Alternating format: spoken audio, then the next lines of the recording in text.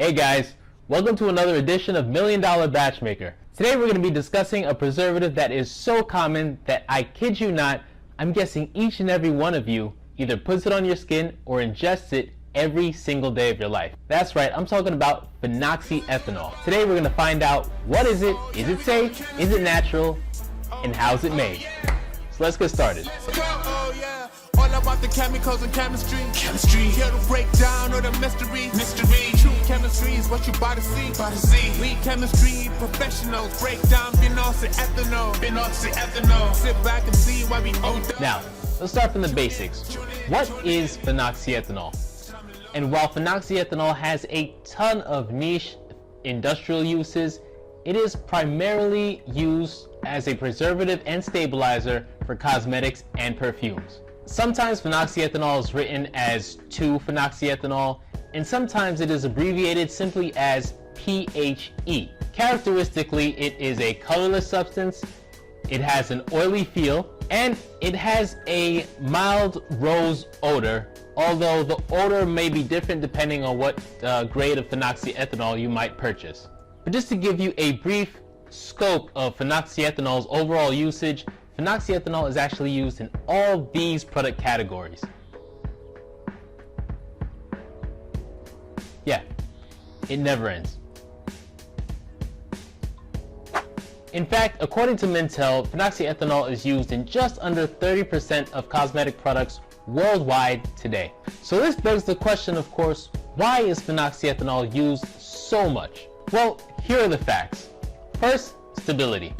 Phenoxyethanol is known to have a very high stability and low volatility with other chemicals that it might be mixed with. This means it also doesn't react very much with air or light, so you can store a bucket of phenoxyethanol in various places and you can rest assured that it won't react with anything. Second, broad spectrum activity. Phenoxyethanol has broad spectrum preservative coverage against bacteria, yeast, and mold. However, specifically, it is very, very good against gram-negative, gram-positive bacteria and yeast. In fact, I want to go to the lab real quick and give you a quick demonstration of just how effective phenoxyethanol can be.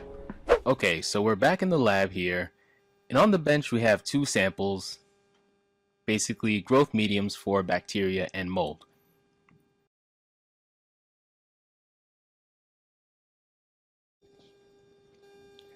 The only difference is that the top samples have been dosed with phenoxyethanol at 1% and the bottom samples have not. And now we're going to challenge these samples with a mixture of bacteria and mold in a liquid medium.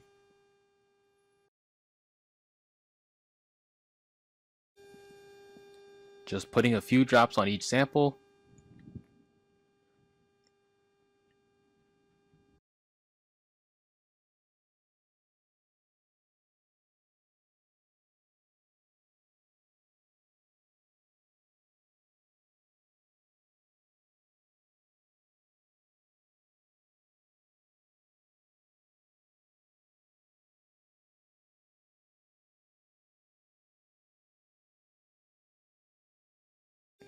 And now we're going to incubate these for a period of 21 days to see how our samples do.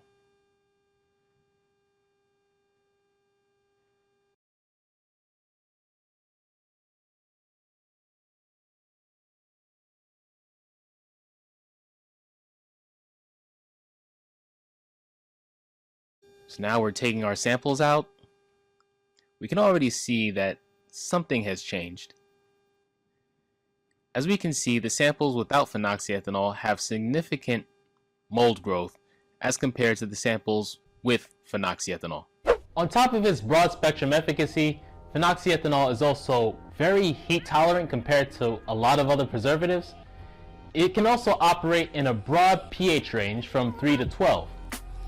But most importantly, you should realize that phenoxyethanol is rarely ever used by itself. Instead, it is combined with other preservatives to help boost its broad spectrum activity. In fact, the first really widespread usage of phenoxyethanol came about when Clarent Cosmetics released Phenonip back in the early 90s. Since then, phenoxyethanol has been mixed with and continues to be mixed with chemicals such as ethylhexylglycerin, caprylglycol, hexylene glycol, and sodium phytate in order to boost the overall broad spectrum effectiveness and meet regulatory standards. But the biggest reason why phenoxyethanol is used so widely today, in my opinion, is because parabens. Parabens have been so demonized in the marketplace over the past 3 or 4 decades that chemists had to find a substitute that was reasonably safe, tolerable across various formulations, and had good marketing behind it. Phenoxyol fit the bill in all those categories. Now, I know people have different varying opinions on parabens. I cover parabens and a bunch of other preservatives in this video right here. Go check it out if you want to. In the meantime, let's give a brief mention as to how it's made. Phenoxyethanol is a glycol ether that industrially is made through chemical synthesis. Specifically, it is made through the reaction of ethylene oxide with phenol derivatives at an elevated temperature and pressure. And I know some of you are just dying to know, well, MDB, is phenoxyethanol naturally occurring? Well, I'm glad to tell you it is. Specifically, it is found in both green tea and chicory, where it performs a lot of the same preservative functions in nature as it does in your perfumes and cosmetics. But on top of all of that, phenoxyethanol actually has a pretty low impact on the overall environment, as it is non-bioaccumulative and it is readily biodegradable. There is one small environmental quirk where the raw ingredients used to make phenoxyethanol come from petrochemicals, which therefore means a lot of phenoxyethanol out there is non-sustainable.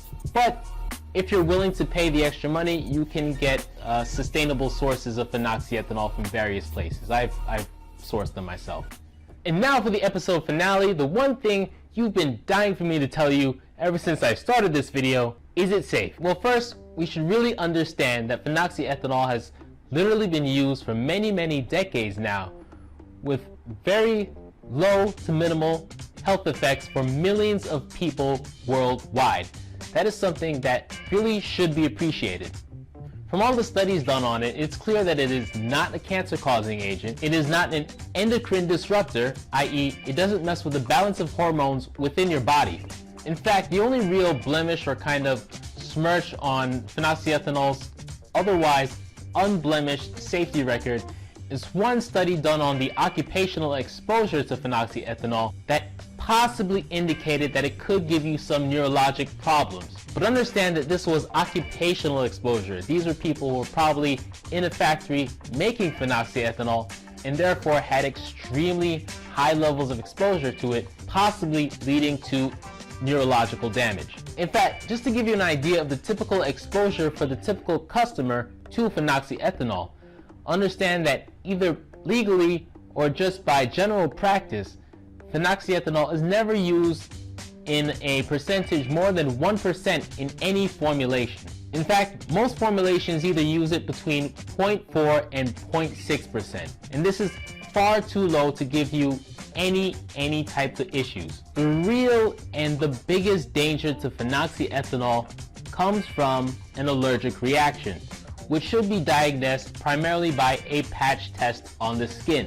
An allergic reaction to phenoxyethanol can come in the form of redness, itchiness, to full-blown hives. Now guys, before we go on, I just quickly want to introduce you to one course from Alchemist Express that I think you might be interested in. It's a course introducing you to the different various types of preservatives you can use in your cosmetic or personal care formulations. It also clearly informs you of all the cases where you definitely need a preservative, all the cases where you don't need a preservative, and everything in between. We've actually uploaded a sample of the course to YouTube for you to check out right here in the corner below. Alright guys, this has been another episode of Million Dollar Batchmaker, but don't fret, we'll be back with another update sometime very soon.